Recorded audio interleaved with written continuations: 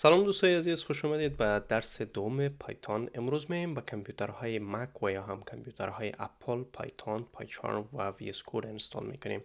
خب اول میایم در قسمت کامپیوتر ما و میایم در قسمت لنچ پد باز میکنیم. در اینجا نوشته میکنیم که ترمینال در کامپیوترهای ویندوز سی ام دی هست و در کامپیوترهای اپل و یا هم مک ترمینال هست.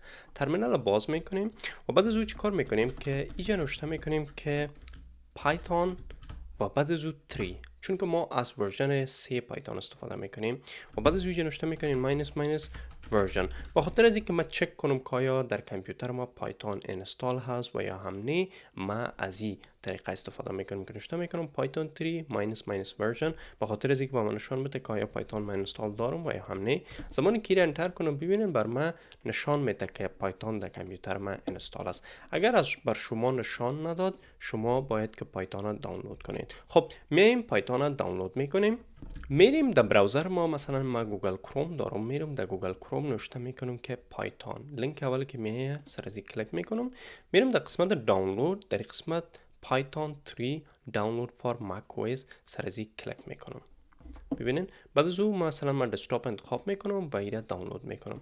ببینین زمانی که این دانلود شد، میایم این قسمت بازش میکنم و اینجا انستالش میکنم. فقط نکست کرده میریم و بعد از او قسمت از ما کد ما میخواه که ما کد نوشته میکنم و بعد از او ای چی میشه که در کامپیوتر ما انستال میشه.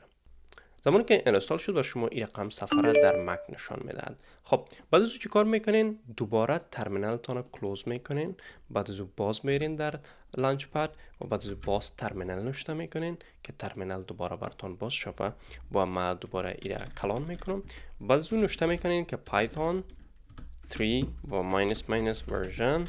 زمانی که انتر کنین بر شما نشان میده که پایتون ورژن 3 با کامپیوتر شما انستال شده و همچنین شما نوشته کرده میتونین که پایتون 3 و زمانی که انتر کنین بر شما اجازه میده کد پایتون نوشته کنین. مثلا من نوشته میکنم پرینت و بعد از او اینجا میگم که hello انتر میکنم. ببینین بر ما هلو تیک تاک اینجا پرینت کرد. درست است؟ این به این معنی است که پایتون در کامپیوتر ما انستال شد. قدم بعدی ای است که ما وی اس کد انستال کنیم، به خاطر از اینکه کد پایتون نوشته کنیم. کد پایتون ما ضرورت داریم با یک ادیتور کد از اون نوشته کنیم. مثلا شما ورد به خاطر نوشته کردن یک متن استفاده میکنین، همین رقم به خاطر نوشته کردن کد پایتون شما ضرورت به یک ادیتور دارین، به یک چیز دارین کجا کد نوشته کنین. به اون لحاظ میریم پس در خود کروم ما و یا هم براوزر، هر براوزر که استفاده میکنین، نوشته میکنین که وی اس کد.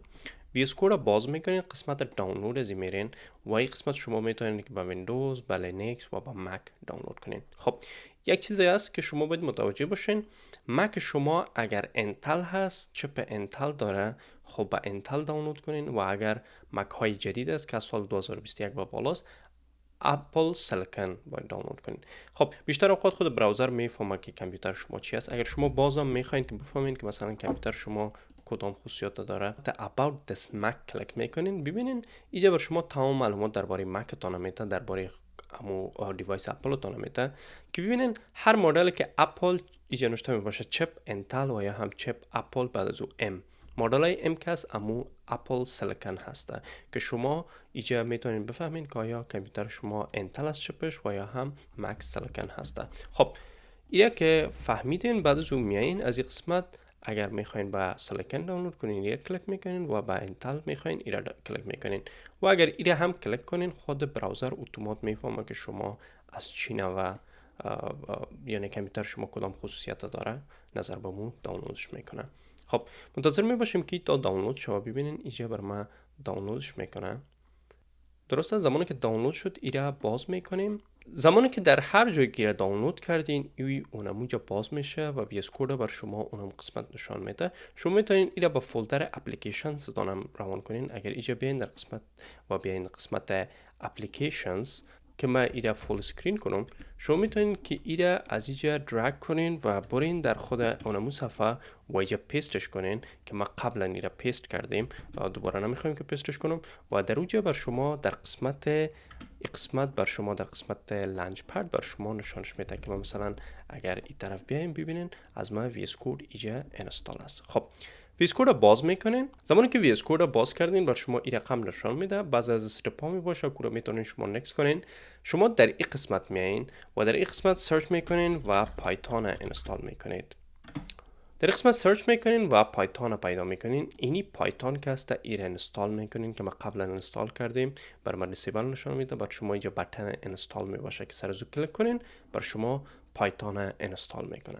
زمانی که پایتون اینستال کردین شما میتونین که بیاین اینجا یک فولدر را باز کنین. مثلا در پیشروی دسکتاپتون ما میتونیم اینجا یک فولدر بسازم و این فولدر را میتونم که بیایم در ویس کد و در داخل از اونمو فولدر را که ما قبلا ساختیم که مثلا اینی فولدر است ما ایره باز میکنم. درست است. در داخل از یک فایل میگیرم به نام main.py. درست است. و در داخل از میتونم که کد خود نوشته کنم. اگر ما ایره فول اسکرین کنم من میتونم کمی ایره بر شما کلان تم کنم و اینجا نوشته میکنم که print و اینجا نوشته میکنم که hello world. مثلا زمانی که ایره ذخیره کنم اینجا ببینین علامه رن هست که شما میتونید سر از کلیک کنین. ببینین بر ما اینمی کد ما را اینجا بر ما نشان داد. این چی هست؟ این فقط پت اینمی فایل که در کجا هست او را بر شما نشان میده، اما کدتون در این قسمت رن میشه. خب شما میتونین از ویس کد استفاده کنین. تمام کدهای دانه در داخل ویس کد میتونین نوشته کنین و هیچ مشکل نداره. اما شما میتونین که از پایچارم هم استفاده کنین. ویس کد بسیار خوب است. شما اگر کامپیوترتون ضعیف است، اینترنت قوی ندارین و یا هم نمیخواین پایچارم خریداری کنین، شما میتونین از ویس کد استفاده کنین. اما من از پایچارم استفاده میکنم. خب پایچارم چه رقم میشه که دانلود کنین؟ شما میایین در خود براوزرتون و اینجا نوشته میکنین که پای و چارم. پایچارم سرچ میکنین، میایین در قسمت دانلود پایچارم و اینجا پایچارم دانلود میکنین. از این قسمت کلیک میکنین دانلود و این تقریبا 1 جی بی هست. نظر به سرعت اینترنت شما هست که چقدر اینترنتتون پرسرعت است. منتظر می باشیم تا که این چی شوه؟ دانلود شوه. خب زمانی که پایچارم دانلود شد سرش که کلیک کردین بر شما این رقم پایچارم باز میکنه. شما فقط این میگین دراگ میکنین و دراپ میکنین و در داخل اپلیکیشن استان خود وجودتان اینجا پیست میکنین. چون که ما پایچارم قبلا دارم از ما میگه ریپلیس و یا هم میتونم که اردوش کیپ کنم، اما من استاپ میکنم. شما فقط ایره از یک کش میکنین و در داخل از این الاش میتین. خب زمانی که پایچارم اینستال شد شما میین در قسمت لانچ پدتان و اینجا پایچارم باز میکنید. خب زمانی که پایچارم باز شد این رقم یک صفحه می باشه که من قبلا پروژکت های دارم. شما شاید بر شما این چیز رو نشان نده. این قسمت نیو پروژکت کلیک میکنین. بعد از اون موقعیت پروژکتتان انتخاب میکنین. مثلا این در دسکتاپ پروژکت یا برنامه پروژکت. اگر نام پروژکتتان میخواین تغییر بدین مشکل نیست، از اینجا میتونین تغییر بدین. مثلا من اینجا نامشو میمونم یوتیوب و اینجا ورژن پایتون رو انتخاب میکنیم و اینجا کرییت میکنیم. درست است. زمانی که کرییت شد در داخل خود یوتیوب میایم اینجا نیو و اینجا میگم که پایتون فایل و اینجا برش میمانم به نام مین. درست است. ببینید به نام مین یک دانه فایل بر من جور شد. اینجا میایم کد من نوشته میکنم. مثلا نوشته میکنم print و در داخل از این نوشته میکنم hello world. درست است. و زمانی که ما میخوایم میره رن کنم بالا از این بٹن کلیک میکنم. ببینید بر من کد من رن شد. این هم بود از پایچارم که شما میتونین از پایچارم و یا هم ویس کد استفاده کنین.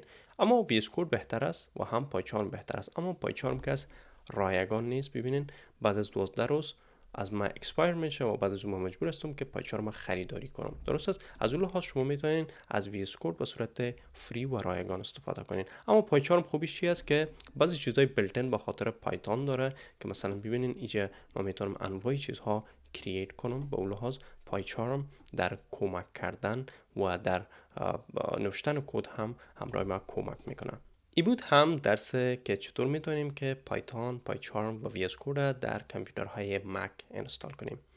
اگر ویدیوی ما را از تیک تاک بیننده هستین حتما تیک تاک ما را فالو کنین و اگر از یوتیوب ما بیننده هستین حتما یوتیوب ما را سابسکرایب کنید.